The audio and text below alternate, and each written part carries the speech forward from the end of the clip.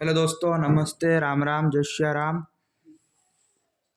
दोस्तों आज हम पढ़ेंगे क्लास 12 केमिस्ट्री का चैप्टर नंबर 4 डी ब्लॉक के तत्व।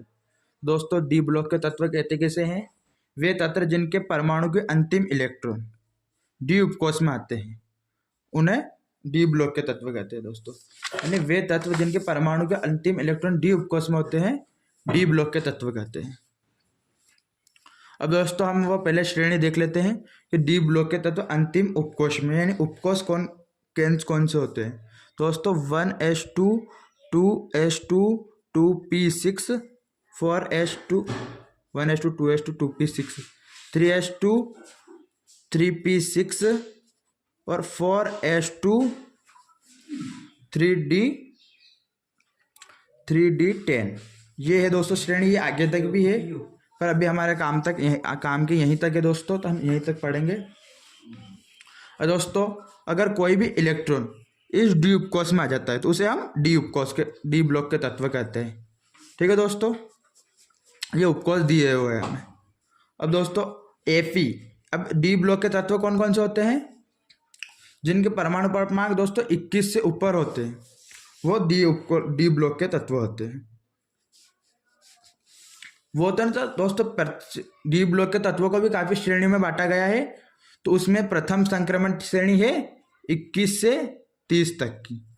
दोस्तों प्रथम संक्रमण श्रेणी के अंदर आता है परमाणु क्रमांक 21 से 30 तक की जो तत्व है वो डी ब्लॉक के तत्व प्रथम डी ब्लॉक के तत्व में आते हैं। दोस्तों अब इनके अंदर तत्व आते हैं दोस्तों स्केडियम, titanium, vanadium, chromium, manganese, Fe, iron, cobalt, निकल, कॉपर, जिंक।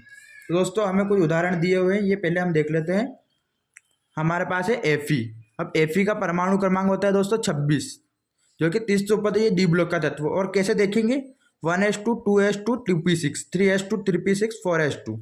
अब इसका अंतिम जो इलेक्ट्रॉन है वो 3d6 यानी 6 है, तो ये डी उपकोष में आ रहा है। तो ये एक संक्रमण तत्व है दोस्तों, या क्या डी ब्लॉक का तत्व है दोस्तों। और 28 नंबर पे निकल का परमाणु क्रमांक कौन सा है दोस्तों? 28। तो 1s2 2s2 2p6 3s2 3p6 4s2 और 3d8 है दोस्तों यहाँ पर। तो दोस्तों 3d8 तो इसका भी अंतिम इलेक्ट्रॉन इसमें आ रहे हैं डी ब्लॉक में, तो यह भी एक संक्रमण तत्व है।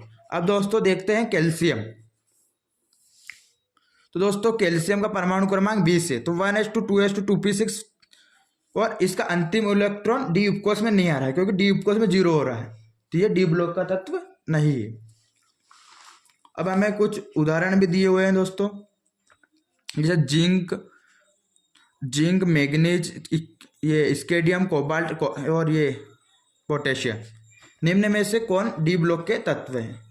तो दोस्तों कौन कौन से डी ब्लॉक के तत्व हैं? तो 30 जिंक 1s2, तो इनकी अंतिम इलेक्ट्रॉन डी उपकोष में आ रहा था, ये एक संक्रमण तत्व, ये डी ब्लॉक का तत्व है दोस्तों। इसके भी अंतिम इलेक्ट्रॉन डी उपकोष में आ रहा था, ये भी एक डी ब्लॉक का तत्व है।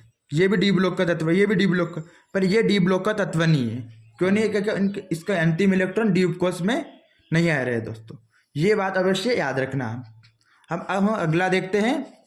डी ब्लॉक के तत्वों को 4 श्रेणियों में बांटा गया है दोस्तों।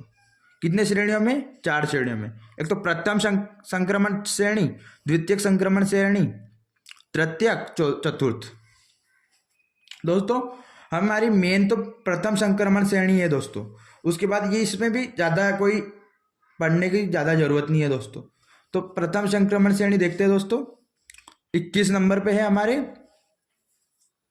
स्केडियम और 30 नंबर पे जिंक। इसके बीच में जो भी तत्व आते हैं वो हमारे डी ब्लॉक के तत्व होते हैं दोस्तों, या मतलब प्रथम संक्रमण श्रेणी के तत्व होते हैं, डी ब्लॉक के अंदर ही होते हैं दोस्तों।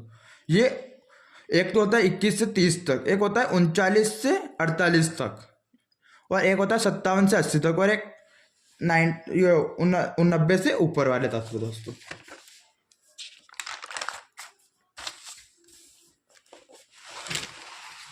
अब दोस्तों हमारे पास आता है नया टॉपिक संक्रमण श्रेणी। कि संक्रमण श्रेणी किसे कहते हैं दोस्तों हम लोग पढ़ते हैं संक्रमण श्रेणी के बारे में। डी ब्लॉक के वे तत्व, यानी संक्रमण श्रेणी के जो तत्व होते हैं वो डी ब्लॉक के तत्व ही होते हैं। जिनके अंतिम डी कक्षक में अयुग्मित इलेक्ट्रॉन होते हैं। अयुग्मित इलेक्ट्रॉन, युग्मित इलेक्ट्रॉन किसे कहते हैं दोस्तों, वह भी बताएंगे। तो इसके अंतिम जो डी उपकोष होता है उसमें अयुग्मित इलेक्ट्रॉन होना आवश्यक है। उसने डी ब्लॉक की धातु या संक्रमण धातु कहते हैं दोस्तों, संक्रमण धातु कहते हैं। ठीक है दोस्तों, तो जो डी ब्लॉक में 5 डब्बे होते हैं, यानी जो हमें युग्मित इलेक्ट्रॉन या अयुग्मित इलेक्ट्रॉन देखने के जो डब्बे बनाएंगे, ये हमें 5 बनाने होंगे दोस्तों। 1 2 3 और ये 4 5। अब दोस्तों हम देखेंगे युग्मित और अयुग्मित किसे कहते हैं। तो जब डी ब्लॉक के ये डब्बे होते हैं, इनके आखिरी में अगर 2 ये निशान आ जाए तो उसे युग्मित कहते हैं दोस्तों, और ये एक ही निशान आए तो ये अयुग्मित होगा दोस्तों। ये कुछ उदाहरण के माध्यम से बताता हूँ दोस्तों मैं आपको। मैग्नीज तो 1s2 2s2 2p6 3s2 3p6 4s2 और 3d5। दोस्तों मैग्नीज का परमाणु क्रमांक होता है दोस्तों 25 दोस्तों, आखिर में 5 आ रहा है दोस्तों। अब हम इसमें देखते हैं, तो पहला तो हमारा ये बनेगा। तो दोस्तों पहले तो हम ऐसे भरेंगे, उसके बाद डी ब्लॉक के तत्व तो भरना आता ही होगा दोस्तों आपको उपकोष। उसके बाद हम डबल इधर से आएंगे दोस्तों। ठीक है, तो हमारे 5 ही है, तो 5 तो इसी में हो गए। तो ये अयुग्मित इलेक्ट्रॉन है दोस्तों। तो दोस्तों ये एक संक्रमण धातु या संक्रमण तत्व है दोस्तों। अब हमारा एक और है एग्जाम्पल कोबाल्ट। इसके पास अयुग्मित इलेक्ट्रॉन है, अतः यह एक संक्रमण धातु है। तो दोस्तों देखते हैं कैसे है। तो दोस्तों कोबाल्ट जो है इसको भी ऐसे ही देखेंगे दोस्तों। ये हमारे पास 1 2 3 4 5 दोस्तों, ये है हमारा अयुग्मित इलेक्ट्रॉन, क्योंकि कोबाल्ट का परमाणु क्रमांक 27 होता है दोस्तों। तो हमारे पास फिर डबल ऐसे ही जाएंगे हम दोस्तों। तो दोस्तों हो गए हमारे 7 2 2 4 5 6 और 7 दोस्तों। इसमें भी 3 अयुग्मित इलेक्ट्रॉन है, तो यह भी एक संक्रमण धातु है दोस्तों। नोट, डी ब्लॉक में उपस्थित जिंक, कैडमियम और Hg पारा संक्रमण धातु नहीं है, क्योंकि इनके अंतिम डी उपकोष में अयुग्मित इलेक्ट्रॉन नहीं है दोस्तों। एक एग्जांपल लेकर बताता हूं कि ये संक्रमण धातु क्यों नहीं है। ये डी ब्लॉक के हैं, ये मतलब अपवाद है, मतलब तो ये डी ब्लॉक के तत्व क्यों नहीं है दोस्तों। हम देखेंगे जिंक का परमाणु क्रमांक होता है दोस्तों 30। तो देखेंगे जिंक एक संक्रमण धातु क्यों नहीं है। तो इसका परमाणु क्रमांक 30 होता है। तो 1s2 2s2 2p6 3s2 3p6 4s2 3d10 है ना दोस्तों।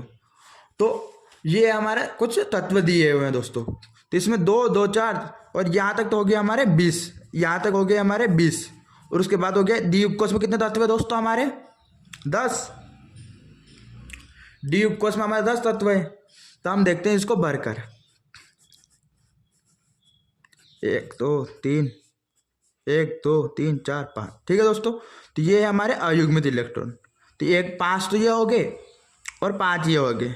तो इसमें अयुग्मित इलेक्ट्रॉन नहीं है दोस्तों, इसीलिए यह डी ब्लॉक के तत्व नहीं है दोस्तों। ये डी ब्लॉक के तत्व नहीं है, क्यों? क्योंकि यह अंतिम डी उपकोष में अयुग्मित इलेक्ट्रॉन नहीं है, इसमें सभी इलेक्ट्रॉन युग्मित ही है दोस्तों। उसी प्रकार दोस्तों इनके भी यही सिचुएशन है दोस्तों, इनमें भी अयुग्मित इलेक्ट्रॉन नहीं है, इसीलिए यह डी उपकोष के तत्व या डी ब्लॉक के ये संक्रमण धातु नहीं है दोस्तों। जैसे इन्होंने भी इसमें भी एग्जाम्पल दिया हुआ जिंक, और ये एक भी इलेक्ट्रॉन अयुग्मित नहीं है, अतः यह संक्रमण धातु नहीं है दोस्तों। इसमें कुछ अपवाद है दोस्तों। एक तो है नोट अपवाद, क्रोमियम और ये कॉपर और जिंक, इनमें क्या अपवाद है दोस्तों, ये देखते हैं दोस्तों। 1s2 2s2 2p6 3s2 3p6 और 4s2 और 3d10, तो यह गलत माना जाता है। क्या माना जाता है दोस्तों? गलत, क्योंकि इसमें सही क्या होगा दोस्तों, ये कुछ अपवाद है। इसमें जो पहले वाला होता है इसको 1 मानना होगा दोस्तों। मतलब 4s2 है ना, तो इसमें सिर्फ ये इन्हीं के लिए सिचुएशन है सर दोस्तों। तो ये इसमें क्रोमियम है, इसकी जगह 4s1 मानना होगा। और 3d5 तो है, ये यहाँ से एक इलेक्ट्रॉन इधर आ जाएगा दोस्तों, मतलब तो ये इसमें 3d5 होगा। हमें एमसीक्यू के रूप में यह पूछ सकते हैं दोस्तों कि क्रोमियम का अंतिम डी उपकोष में कितने इलेक्ट्रॉन होते हैं दोस्तों। तो हमें 5 बनना है ना कि 4 बनना है दोस्तों, क्योंकि इनका परमाणु क्रमांक तो 24 ही होता है, पर इसके डी उपकोष में 5 इलेक्ट्रॉन होते हैं दोस्तों। इसी प्रकार कॉपर में भी है, इसमें भी 4s1 होता है दोस्तों, और 3d10 और एक Ag यानी सोना या कुछ भी बोल सकते हैं इसको। तो दोस्तों इसमें भी 55 नंबर पे आता है दोस्तों 5s1। इस परमाणु क्रमांक दोस्तों इसका 47 होता है। ये 5s1 और 3d10 होता है दोस्तों। तो ये एक संक्रमण धातु भी नहीं है, संक्रमण धातु भी नहीं है दोस्तों, यह है क्या बात। सॉरी दोस्तों। संक्रमण धातु के गुण, आयनन यौगिक के गुण। संक्रमण धातु को दोस्तों आयनन यौगिक भी कहते हैं, मतलब आयनन या यौगिक के गुण। ठीक है दोस्तों, संक्रमण धातु गुण कौन से हैं? यह अधिक कठोर होते हैं, मतलब जो संक्रमण धातु जो होती है यह अधिक कठोर होती है दोस्तों। और संक्रमण धातु के गलनांक अधिक होते हैं दोस्तों। ये भी सबसे अधिक गलनांक वाली धातु ये एमसीक्यू के रूप में पूछ सकता है, और इतनी इंपॉर्टेंट नहीं है फिर भी, तो भी याद रखना टंगस्टन है दोस्तों। ये आपने पहले ही याद होगा सबको, नहीं हो तो देख लेना। संक्रमण धातु के आयन रंगीन होते हैं दोस्तों। जो संक्रमण धातु होती है उनके जो आयन होते हैं वो रंगीन होते हैं। संक्रमण धातुओं के कुछ आयन यानी संक्रमण धातु होते हैं, उनके जो आयन होते हैं ये अनुचुंबकीय होते हैं। इसमें काफी लोगों को कंफ्यूजन हो जाता है दोस्तों, अनुचुंबकीय और प्रतिचुंबकीय। तो ये अनुचुंबकीय होते हैं दोस्तों, ये याद रखना अवश्य। संक्रमण धातु परिवर्ती ऑक्सीकरण संख्या दर्शाती है दोस्तों। ये परिवर्ती ऑक्सीकरण संख्या दर्शाती है, और ये उत्प्रेरक की भांति भी कार्य करती है। संक्रमण धातु जो होती है ये उत्प्रेरक की भांति कार्य करती है। और दोस्तों ये एक सारणी टाइप है, इसको भी याद कर लो। अंतिम संक्रमण धातु अंतिम डी उपकोष में अयुग्मित इलेक्ट्रॉन के कारण संक्रमण धातु निर्धारित की जाती है दोस्तों, संक्रमण धातु है या नहीं है। अगर अंतिम डी उपकोष में अयुग्मित इलेक्ट्रॉन है तो ये डी ब्लॉक संक्रमण धातु वरना नहीं है। और रंगीन या आयन रंगीन है या रंगहीन है, ये भी दर्शाना किसके माध्यम से होगा दोस्तों? अयुग्मित इलेक्ट्रॉन के अंतिम उपकोष में। अनुचुंबकीय गुण, परिवर्ती ऑक्सीकरण संख्या भी इसी के आधार पर दर्शाएंगे। धात्विक बंध, जो अयुग्मित इलेक्ट्रॉन होते हैं दोस्तों, ये मतलब अधिक कठोर और धात्विक बंध बनाते हैं। कठोर बंध बनाते हैं, गलनांक अधिक होता है दोस्तों अयुग्मित इलेक्ट्रॉनों का, जो धात्विक बंध बनाते उसका। और अधिक कणन एंथैल्पी होती है दोस्तों, मजबूत बंध होता है। अब हमारे पास एक और ये कुछ एग्जाम्पल है Mn2+। तो Mn2+ में ये संक्रमण धातु है या नहीं है, ये देखते हैं। तो 25 होता है दोस्तों इसका तो परमाणु क्रमांक, तो 1s2 2s2 2p6 3s2 3p6 4s2, और यहाँ आखिरी में 3d5 दोस्तों। क्या है दोस्तों? 3d5। तो हम Mn2+ है, तो इसमें पहले 2 इधर से निकलेगा दोस्तों। काफ़ी बार कंफ्यूजन क्या होता है कि हम इसमें से निकालने जाते हैं ये 2 इलेक्ट्रॉन, तो पहले इसमें से निकलेगा। अगर यहाँ पर 3 होगा तो फिर एक इसमें से निकलेगा, पहले इसमें से निकलेगा फिर इसमें से निकलेगा दोस्तों।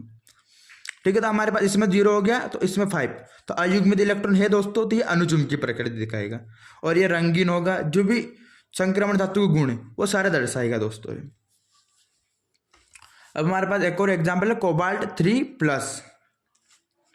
दोस्तों कोबाल्ट का परमाणु क्रमांक 27 होता है, तो 1s2 2s2, और यहाँ पर 4d7 है दोस्तों। तो 2 इलेक्ट्रॉन पहले हमने यहाँ से निकाले, उसके बाद एक और इलेक्ट्रॉन निकालना था तो वो यहाँ से निकाला दोस्तों हमने। पहले इधर से इधर आना है दोस्तों, ठीक है। पहले 4s2 में से निकलेगा, फिर 4d6 या 4b लिख रखा है दोस्तों, सभी जगह 4b लिख रखा है।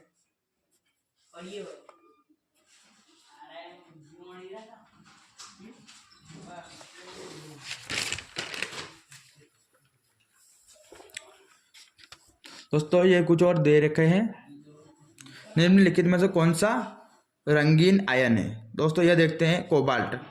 तो कोबाल्ट दोस्तों रंगीन आयन या रंगहीन आयन है। तो 4s2 3d7।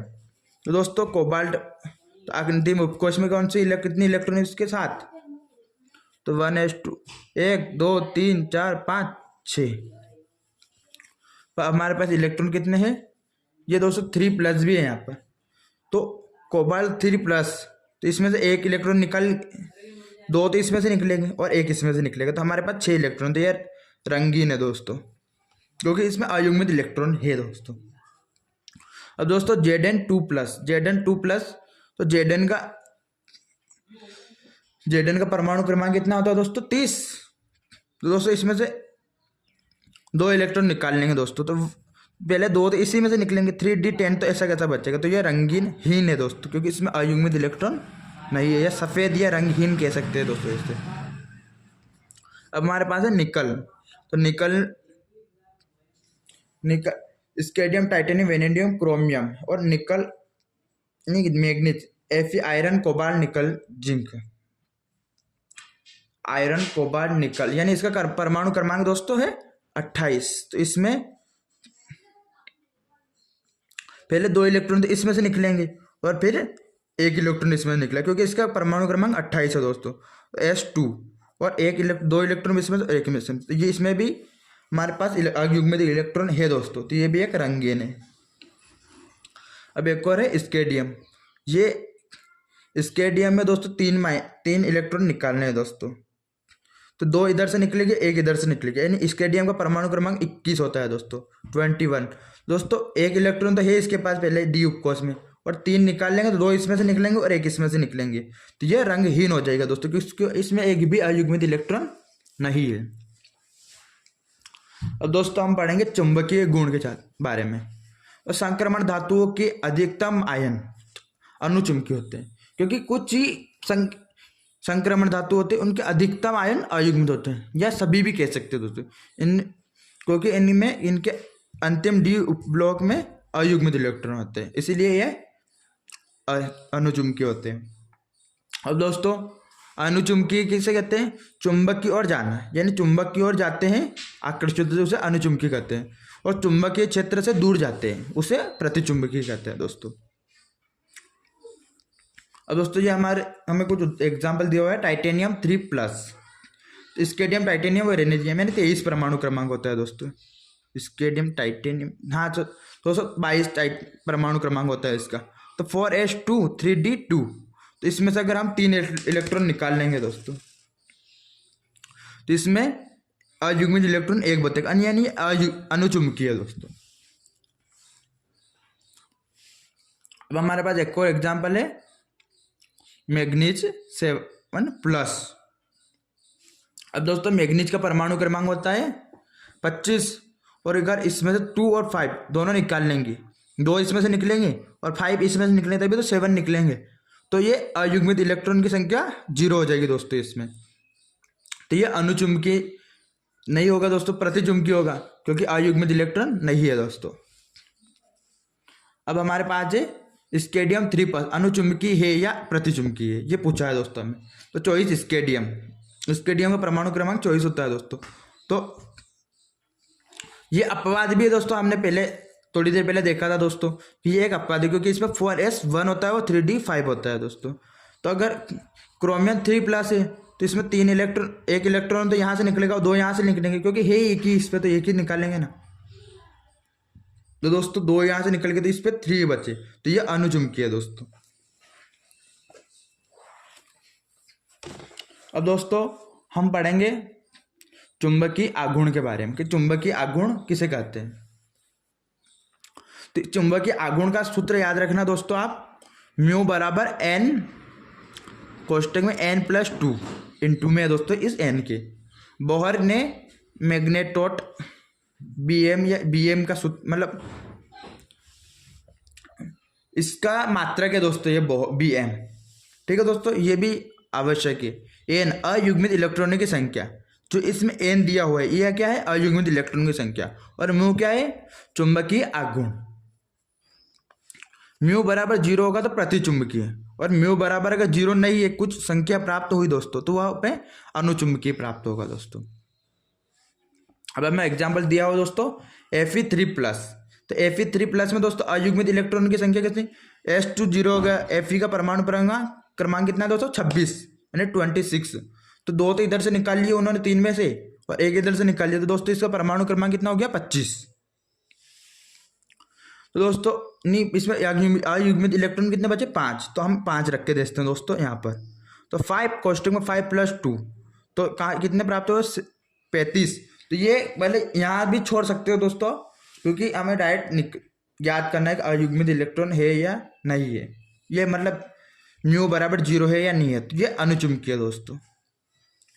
या आघूर्ण का मान पूछे फिर भी यहाँ तक छोड़ सकते हैं दोस्तों। और आखिर में मात्रा लगाना Bm। अब दोस्तों जिंक 2+ चुंबकीय आघूर्ण ज्ञात करें। तो जिंक का परमाणु क्रमांक 30 दोस्तों 2+ है, तो इसमें 10 है दोस्तों। तो देखेंगे इसमें क्या होता है,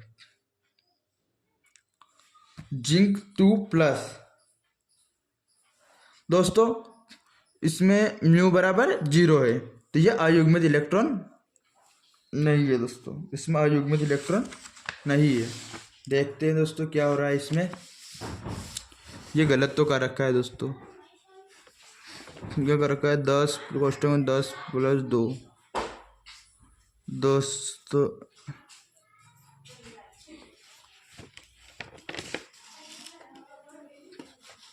दोस्तों इसमें अयुग्मित इलेक्ट्रॉन तो पहले 0 दिए हुए हमें, जो जिंक 2+ है, तो इसमें अयुग्मित इलेक्ट्रॉन कितने हैं दोस्तों, हमारे पास 0। दोस्तों 0 म्यू बराबर अंडर रूट के अंदर 0 × 0 + 2। अब 0 के अंदर बोले कितने भी संख्या 0 ही तो प्राप्त होगा, तो ये अयुग्मित इलेक्ट्रॉन है, तो यह अयुग्मित इलेक्ट्रॉन है, यह अनुचुंबकीय प्रकृति दर्शाएगा दोस्तों, संक्रमण धातु नहीं है। अब दोस्तों संक्रमण धातु जो होती है वो धात्विक बंध बनाने की क्षमता रखती है। तो ये पढ़ते हैं, संक्रमण धातुएं धात्विक बंध बनाने की क्षमता रखती है, क्योंकि इनके परमाणु के अंतिम डी कक्षक में अयुग्मित इलेक्ट्रॉन होते हैं। क्योंकि दोस्तों इनके अंतिम डी उपकोष में अयुग्मित इलेक्ट्रॉन है, तो ये धात्विक बंध आसानी से बना लेते हैं दोस्तों। संक्रमण धातुएं धात्विक बंध के साथ साथ सहसंयोजक बंध भी बना लेती है, ये नोट है दोस्तों। संक्रमण धातुएं जो होती है ये धात्विक बंध के साथ साथ सहसंयोजक बंध भी बना लेती है दोस्तों। संक्रमण धातुओं के द्वारा धात्विक बंध बनाने के कारण निम्न लक्षण होते हैं दोस्तों। संक्रमण धातुएं जो होती है ये धात्विक बंध बना लेती है, इसके कारण इसके निम्न लक्षण होते हैं या काफी लक्षण होते हैं। तो कठोरता, सबसे कठोर मतलब ये संक्रमण धातु होती है, ये काफी कठोर होती है, उच्च गलनांक होता है दोस्तों इनका। संक्रमण धातु का गलनांक उच्च होता है और उच्च कर्णन एंथैल्पी होती है दोस्तों। इनकी जो कर्णन एंथैल्पी होती है दोस्तों ये काफी उच्च होती है। अब ये परिवर्ती ऑक्सीकरण संख्या दर्शाते हैं दोस्तों। जो संक्रमण धातु होती है ये हमने पहले ही पढ़ा था। संक्रमण धातुओं के परमाणुओं के अंतिम डी कक्षक में अयुग्मित इलेक्ट्रॉन की उपस्थिति के कारण ये धातुएं परिवर्ती ऑक्सीकरण संख्या दर्शाती है, ये हमें पहले ही पढ़ लिया है दोस्तों। या अब स्केडियम के ऑक्सीकरण संख्या 3 होती है, टाइटेनियम की 3 और 4 दोनों होती है, वेनेडियम की 3, 4 और 6 होती है, और स्केडियम की 2, 4 और 6 होती है दोस्तों। स्केडियम नहीं दोस्तों, ये क्रोमियम है, सॉरी, जिसकी 2, 4 और 6 होती है। मैग्नीज की दोस्तों कितनी होती है, और दोस्तों अगर आपको 21 से, ये यहाँ लिख रखे हमारे 21 से 30 तक के परमाणु क्रमांक सब दोस्तों, ये श्रेणी आपको अवश्य याद होनी चाहिए। इसके परमाणु क्रमांक के बिना आप सवाल हिला तक नहीं सकोगे दोस्तों। ये श्रेणी आप लाइन से जमा रखिए दोस्तों, ये याद कर लेना, ये आप एक साइड में लिख लेना भले कॉपी में दोस्तों। मैग्नीज की देख लिए। अब Fe आयरन की होती है दोस्तों 2 और 3, कोबाल्ट की होती है 2 और 3, इसकी और इसके बराबर होती है, उसकी भी 2 और 3 निकल की। कॉपर की होती है दोस्तों 2, 1 और 2, और जिंक की होती है 2। और दोस्तों ये दिया हुआ है हमें, प्रथम संक्रमण श्रेणी में अधिकतम ऑक्सीकरण संख्या कौन सा तत्व दर्शाता है। तो प्रथम संक्रमण श्रेणी इसको ही बोलते हैं दोस्तों, ये प्रथम संक्रमण श्रेणी हमें पढ़ा है। तो इसमें सबसे अधिक ऑक्सीकरण संख्या कौन सा तत्व दर्शाता है? मैग्नीज, क्योंकि 1 2 3 4 5 6 ऑक्सीकरण संख्या दर्शा रहा है दोस्तों। ठीक है दोस्तों। अब प्रथम संक्रमण श्रेणी में ऐसा संक्रमण तत्व जो क्या लिख रखा है दोस्तों, सबसे कम ऑक्सीकरण संख्या दर्शाता है दोस्तों।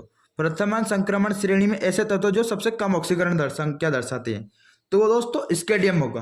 अब इसमें क्या है दोस्तों कि स्केडियम भी एक ही ऑक्सीकरण संख्या दर्शा रहा है और जिंक भी एक ही ऑक्सीकरण संख्या दर्शा रहा है, पर जिंक संक्रमण धातु नहीं है दोस्तों, इसीलिए हमें स्केडियम और जिंक, अगर ये बोले वो कि प्रथम संक्रमण श्रेणी में या प्रथम डी ब्लॉक के प्रथम क्या है, प्रथम डी ब्लॉक के प्रथम श्रेणी में सबसे कम ऑक्सीकरण संख्या दर्शाने वाले तत्व, तो हमें स्केडियम और जिंक दोनों लिखने पड़ेंगे। और अगर प्रथम संक्रमण श्रेणी बोल दिया दोस्तों उन्होंने, तो हमें फिर सिर्फ स्केडियम ही लिखना पड़ेगा दोस्तों। ठीक है।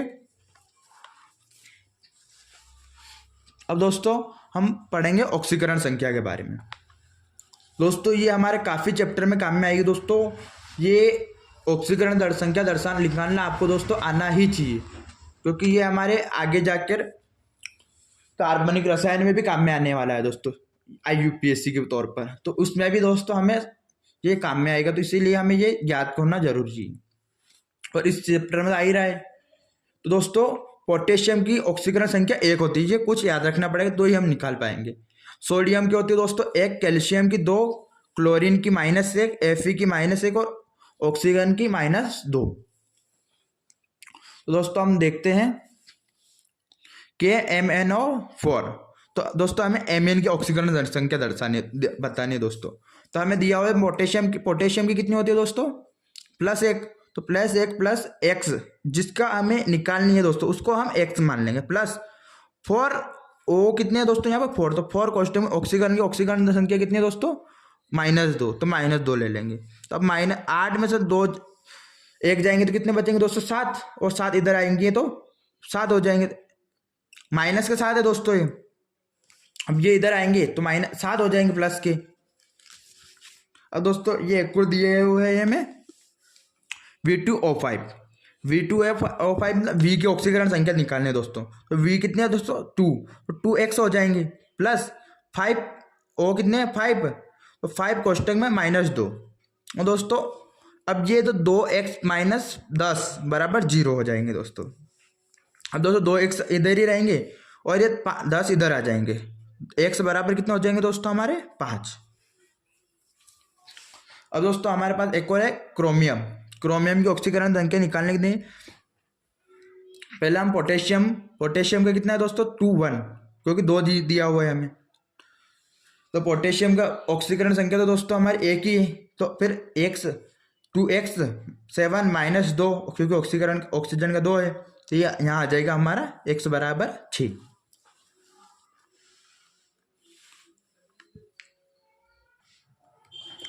दोस्तों अब हम देखते हैं मैग्नीज और 2 दोस्तों इधर 2 है तो इधर भी 2 होगा दोस्तों।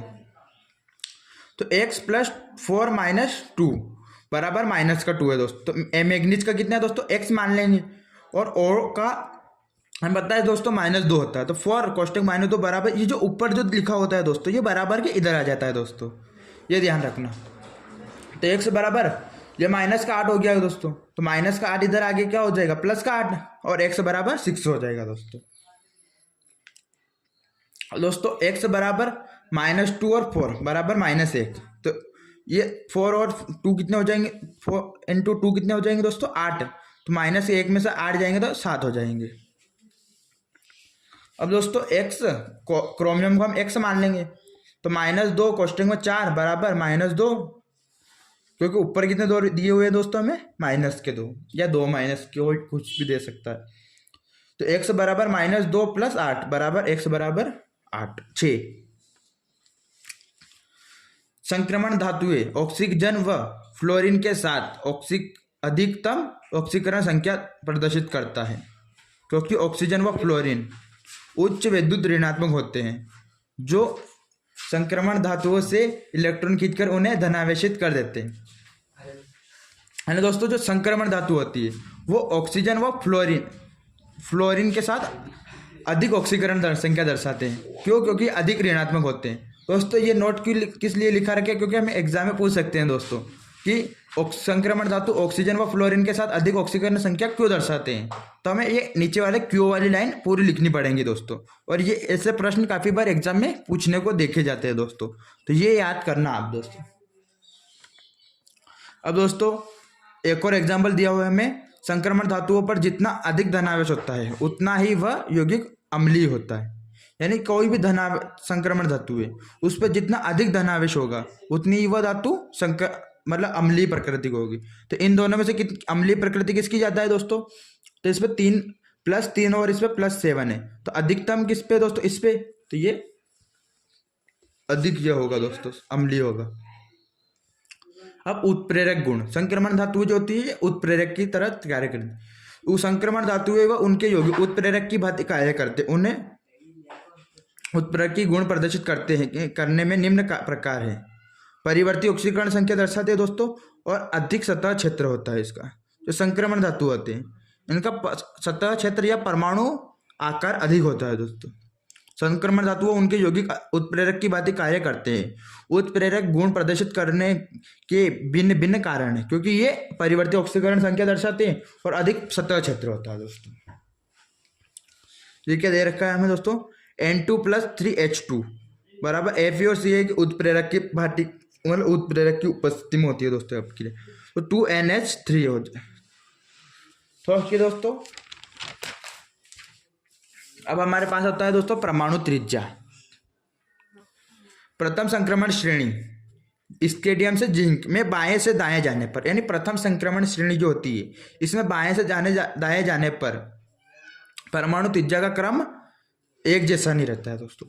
यानी जो हम बाएं से दाएं जाएंगे तो सतह मतलब एक जैसी ना बढ़ेंगी ना घटेंगी या ना समान रहेगी। ये बाएं से दाएं जाने पर पहले परमाणु त्रिज्या घटती है, यानी इधर देखो तो पहले परमाणु त्रिज्या घट रही है, फिर एक जैसी रहती है, पश्चात बढ़ती है। यानी जब हम यहाँ से यहाँ जाएंगे तो ये पहले घटेगी, फिर यहाँ से थोड़ी बहुत लगभग एक समान रहेंगी और फिर एकदम बढ़ेगी दोस्तों। ये दोस्तों जो प्रथम संक्रमण श्रेणी होती है इसमें बाएं से दाएं जाने पर पहले परमाणु त्रिज्या घटती है, उसके बाद बढ़ती एक पहले फिर एक जैसी रहती है और फिर बढ़ती है दोस्तों।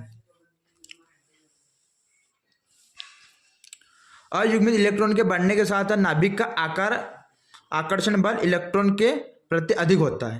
यानी अयुग्मित इलेक्ट्रॉन बढ़ने के साथ साथ, यानी जब इलेक्ट्रॉन में अयुग्मित इलेक्ट्रॉन बढ़ते हैं दोस्तों तो नाभिक का आकर्षण बल इलेक्ट्रॉन के साथ अधिक होता है। यानी जो नाभिक होता है वो अधिक आकर्षण बल मतलब प्रदर्शित करता है, जिसके कारण परमाणु त्रिज्या छोटी हो जाती है। ठीक है दोस्तों, परमाणु त्रिज्या लगभग समान होती है। अब क्रोमियम और Fe, इसमें से परमाणु त्रिज्या किसकी बड़ी है दोस्तों? तो क्रोमियम हमें दे रखा है यहाँ पर और Fe दिया हुआ है नीचे। तो दोस्तों किसकी परमाणु त्रिज्या बड़ी होगी दोस्तों? क्रोमियम की। ये दोस्तों ऐसा ही बनाना है आपको। अगर आप नोट्स बना रहे हो दोस्तों तो ये आपको ऐसा ही बनाना है दोस्तों।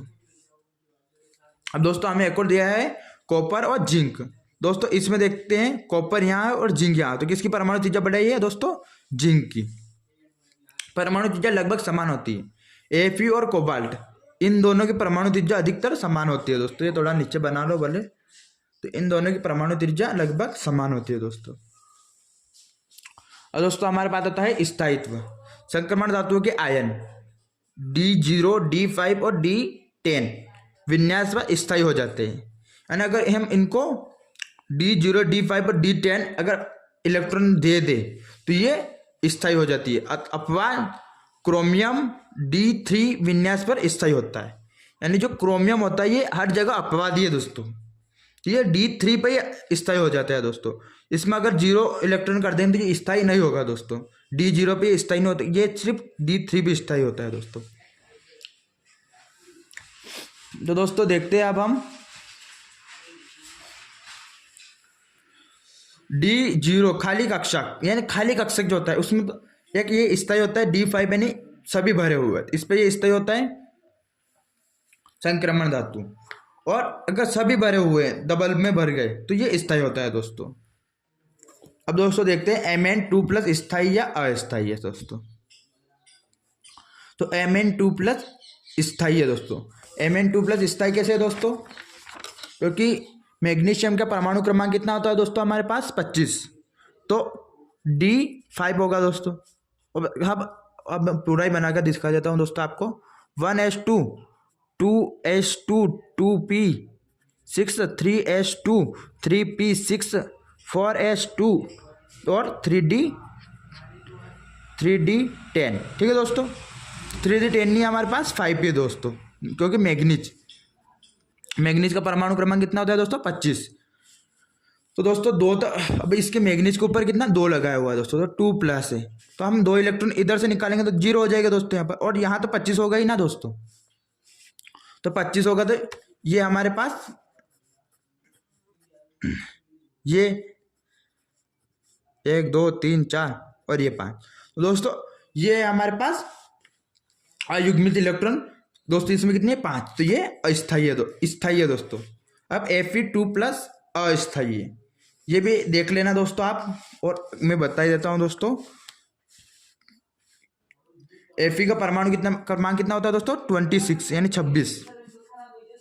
तो 1s2 2s2 2p6 3s2 3p6 और 1s2 2s2 2p6 3s2 3p6 4s2 और 3d10 की जगह कितना है हमारे दोस्तों Fe26। ठीक है दोस्तों, इसके ऊपर 2 इलेक्ट्रॉन है, तो ये हमारा ऐसे हो जाएगा।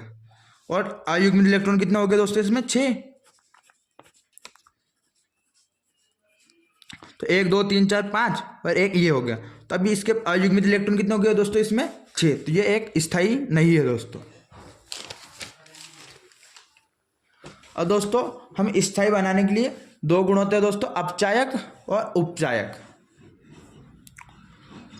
अपचायक और उपचायक को ही हम ऑक्सीकरण कहते हैं दोस्तों। ऐसे आयन जो इलेक्ट्रॉन निकाल कर स्थायी होते हैं उन्हें अपचायक कहते हैं दोस्तों, या जो इलेक्ट्रॉन निकाल देते हैं और स्थायी हो जाते हैं दोस्तों उन्हें अपचायक कहते हैं। आयन जो इलेक्ट्रॉन निकाल देते हैं दोस्तों और आयन स्थायी हो जाते हैं उन्हें अपचायक कहते हैं। और जो इलेक्ट्रॉन ग्रहण करके, यानी जिसमें इलेक्ट्रॉन की कमी हो रही है दोस्तों, और वह इलेक्ट्रॉन एक आधा इलेक्ट्रॉन ग्रहण करके स्थायी हो गया दोस्तों, तो उन्हें अपचायक कहते हैं। और अगर इलेक्ट्रॉन काफ़ी अधिक है और एक आधा इलेक्ट्रॉन बाहर निकाल कर फिर मतलब स्थायी होते हैं तो उन्हें ऑक्सीकारक कहते हैं। अब दोस्तों हमें कुछ एग्जाम्पल दिए हुए हैं वो देखते हैं दोस्तों। अब हमारे पास कुछ एग्जाम्पल है। Fe2+ और Mn2+ में कौन अपचायक की तरह कार्य करता है दोस्तों, तो हम देखेंगे कौन अपचायक और कौन उपचायक है। तो Fe2+, तो इसके परमाणु का अंतिम उपकोष में कितने इलेक्ट्रॉन है दोस्तों 6। तो ये इलेक्ट्रॉन ग्रहण करके तो ये 1 इलेक्ट्रॉन बाहर निकालेगा दोस्तों, क्योंकि 5 है और इसके स्थायित्व के लिए 5 इलेक्ट्रॉन चाहिए, 6 और इसको स्थायित्व के लिए 5 चाहिए, तो ये 5 पर स्थायी होगा दोस्तों। तो Fe2+ आयन 3d6 विन्यास से बनाने के लिए 1 इलेक्ट्रॉन निकालेगा, अतः ये क्या होगा दोस्तों अपचायक, और ये क्या होगा उपचायक, क्योंकि Mn2+ तो उपचायक भी नहीं होगा दोस्तों और अपचायक भी नहीं होगा, क्योंकि ये पहले से ही स्थायी है दोस्तों। तो D5 स्थायी विन्यास, जिसके कारण D5 Fe2+ एक अपचायक है। क्या मतलब दोस्तों, D5 स्थायी विन्यास जिसके कारण Fe2+ एक अपचायक है और निकाल कर, हाँ तो दोस्तों ये इसी का है दोस्तों, ये लाइन गलती से खिंच गई है दोस्तों, तो ये यहाँ से नीचे की पूरी एक ही है। Fe2+ आयन 3d6 विन्यास से 5d स्थायी विन्यास बनाने के लिए 1 इलेक्ट्रॉन निकालता है, जिस कारण Fe2+ एक अपचायक है। और ये तो निकालता ही नहीं दोस्तों, तो ये अपचायक ना उपचायक कुछ नहीं, ये स्थायी है सिर्फ। अब Mn3 एक अपचायक है या ऑक्सीकारक है, यह कारण सहित बताइए। तो Mn3+ है दोस्तों, तो 4s0 और 3d4 इसका जो परमाणु क्रमांक होगा दोस्तों। तो Mn3+ ऑक्सीकारक है, क्योंकि दोस्तों ये क्या है, क्यों है ऑक्सीकारक, क्योंकि दोस्तों इनके 3d4 है दोस्तों। तो ये एक इलेक्ट्रॉन ग्रहण करके स्थायी होगा दोस्तों। इस ग्रहण करेगा उसको क्या बोलेंगे, ऑक्सीकारक। तो क्या है, ऑक्सीकारक है, क्योंकि Mn3+ का विन्यास 3d4 है, जो d5 स्थायी विन्यास में परिवर्तित होने के लिए 1 इलेक्ट्रॉन ग्रहण करता है। अब एग्जाम में दोस्तों हमें ऐसे लिखकर आना पड़ेगा दोस्तों, इसीलिए मैं लिखकर लाया हूँ, फिर बार बार लिखने का नहीं रहेगा दोस्तों हमारा। अब दोस्तों हमारे पास है Cr2+ व Fe2+ में से कौन प्रबल अपचायक है व क्यों, यानी इन दोनों में से कौन प्रबल अपचायक है और क्यों है। तो दोस्तों Cr हमने पढ़ा था उस टाइम पर कि Cr जो है ये एक अपवाद है दोस्तों, ये 3 विन्यास पर ही अपचयित मतलब स्थायी होगा दोस्तों। तो Fe Cr2+ है दोस्तों, इसका परमाणु क्रमांक कितना होता है, Cr4। तो ये एक इलेक्ट्रॉन बाहर निकालेगा दोस्तों और स्थायी होगा, और ये एक इलेक्ट्रॉन ये भी बाहर निकालेगा दोस्तों और स्थायी होगा दोस्तों। ये 3 पे स्थायी होता है और ये 5 पे स्थायी होगा। Cr का आकार Fe से बड़ा है, जो हमें परमाणु त्रिज्या देखी थी दोस्तों, उसमें Cr का आकार Fe से बड़ा है होता है, जिस कारण Cr आसानी से इलेक्ट्रॉन निकाल देगा।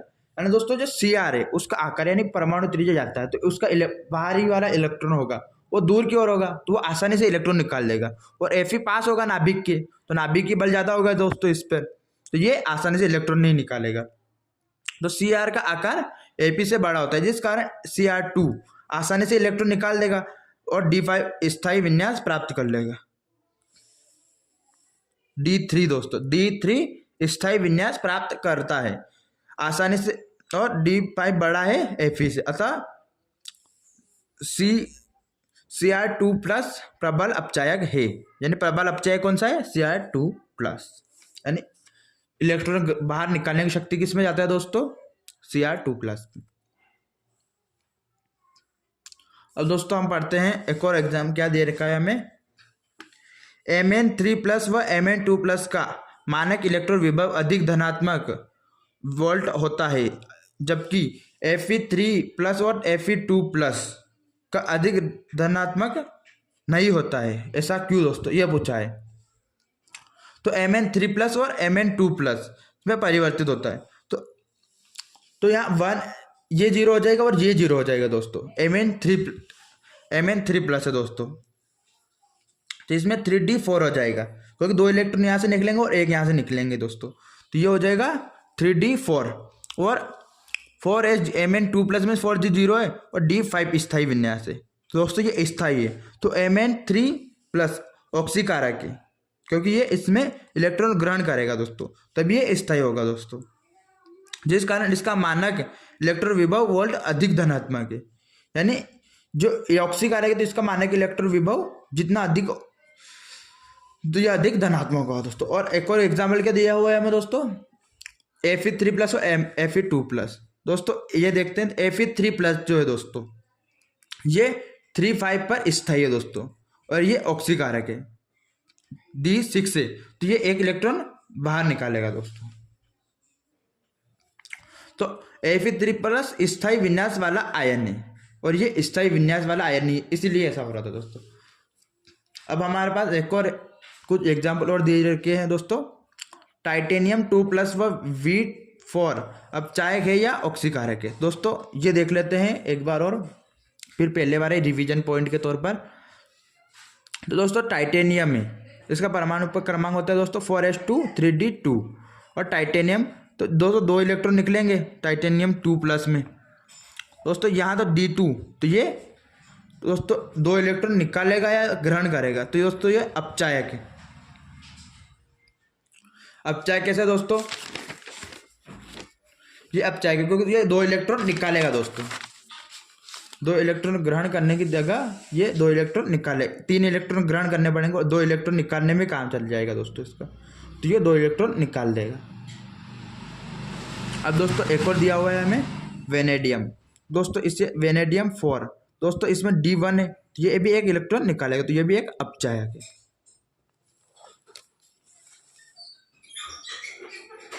दोस्तों अब हमारे पास अगला टॉपिक आता है अंतराकाशी यौगिक। तो अंतराकाशी यौगिक किसे कहते हैं दोस्तों? संक्रमण धातुओं को परमाणुओं की व्यवस्था में रिक्त स्थान में छोटे छोटे परमाणु प्रवेश करके अनिश्चित अनुपात वाले यौगिक बनाते हैं, जिसमें प्रवेश करके अनिश्चित अनुपात वाले यौगिक बनाते हैं, जिसे अंतराकाशी यौगिक कहते हैं। यानी दोस्तों इसमें क्या करना चाहता है, ये जो परमाणु की संक्रमण धातु की जो परमाणु व्यवस्था होती है, ये है संक्रमण धातु की परमाणु व्यवस्था। इसमें कुछ छोटे छोटे परमाणु, कुछ छोटे छोटे परमाणु कौन से होते हैं दोस्तों? हाइड्रोजन, ऑक्सीजन, कार्बन, नाइट्रोजन, ये है छोटे छोटे यौगिक जो कि ग्रहण करके एक नया यौगिक बनाते हैं या अनिश्चित अनुपात वाला यौगिक बनाते हैं, जिसे अंतराकाशी यौगिक कहते हैं। यानी संक्रमण धातु की जो परमाणु व्यवस्था है उसमें कुछ छोटे छोटे यौगिक, जो ये लाल पेन से कर रखे हैं दोस्तों, ये है कुछ छोटे छोटे यौगिक। ये काफ़ी मात्रा में होते हैं दोस्तों, हर जगह पाए जाते हैं, ये काफ़ी जगह होते हैं। तो ये प्रवेश करके अनिश्चित अनुपात वाला यौगिक बनाते हैं दोस्तों, जिसे क्या कहते हैं? अंतराकाशी यौगिक कहते हैं।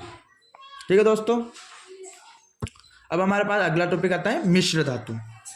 दोस्तों ये काफ़ी बार एग्जाम में पूछा जाता है दोस्तों, तो इसको स्टार मार्क्स कर ले दोस्तों, ये पूछ सकते हैं। अब हमारे पास आता है मिश्र धातु कि मिश्र धातु किसे कहते हैं? तो संक्रमण धातु भिन्न भिन्न धातुएं बनाने की क्षमता रखते हैं। संक्रमण धातु एक दूसरे धातुओं के साथ धात्विक बंध बना सकते हैं, क्योंकि संक्रमण धातुओं के परमाणुओं के आकार लगभग एक दूसरे के समान होते हैं। यानी जो संक्रमण धातु है, संक्रमण धातु भिन्न भिन्न मिश्र धातु बनाने की क्षमता रखते हैं। यानी जो संक्रमण धातु है वो अलग अलग प्रकार की या भिन्न भिन्न मिश्र धातु बनाने की क्षमता रखते हैं, क्योंकि संक्रमण धातुओं एक दूसरे धातुओं के साथ धात्विक बंध बना सकते हैं। यानी जो संक्रमण धातु होती है इसमें अयुग्मित इलेक्ट्रॉन पाया जाता है, तो ये आपस में एक दूसरे के साथ अयुग्मित इलेक्ट्रॉन बना सकता है दोस्तों। अयुग्मित आपस में एक दूसरे के साथ बंध बना सकता है, क्योंकि संक्रमण धातुओं के परमाणुओं के आकार लगभग समान होते हैं। क्योंकि अधिकतर जो संक्रमण धातु होती है उनके परमाणु का आकार समान होते हैं दोस्तों। हमें कुछ एग्जाम्पल दिए हुए हैं पीतल, तो कॉपर और जिंक। दोस्तों इसकी ट्रिक बता देता हूं पिताजी। दोस्तों पीतल किसे बनता है? तांबा और जिंक से। दोस्तों कॉपर को ही दोस्तों तांबा भी कहते हैं दोस्तों। तो पिताजी यानी तांबा, पिताजी यानी पीतल, तांबा और जिंक से मिलकर बनता है दोस्तों। कांसा, कॉपर व स्केडियम से। दोस्तों ये आप अपनी स्तर से याद कर ले, या यूट्यूब पर मेरी एक और वीडियो उसमें मैंने ट्रिक बता रखी है, तो वो देख ले। कांस्य दोस्तों, सॉरी वो यूट्यूब पे नहीं डाली है मैंने, डाल दूँगा अगर आपकी डिमांड रहेगी तो। कांस्य Cu plus scandium titanium, stainless steel. यानी दोस्तों ये कुछ एक धातु है, ये इतनी पूछी तो नहीं जाती है दोस्तों, फिर भी एक बार पढ़ लेना चाहिए, क्योंकि हमारे सिलेबस में तो है। FeCr निकल और कॉपर कार्बन से मिलकर बनता है दोस्तों, तो ये आप देख लेना दोस्तों। बता ही देता हूँ। सोल्डर धातु नाइक्रोम, नाइक्रोम किससे बनता है दोस्तों? Fe व क्रोमियम व निकल से। सोडियम सोल्डर धातु Pb व Sn से। और मिश्र धातु Ln व यानी लेंथेनाइट व Fe यानी आयरन से दोस्तों।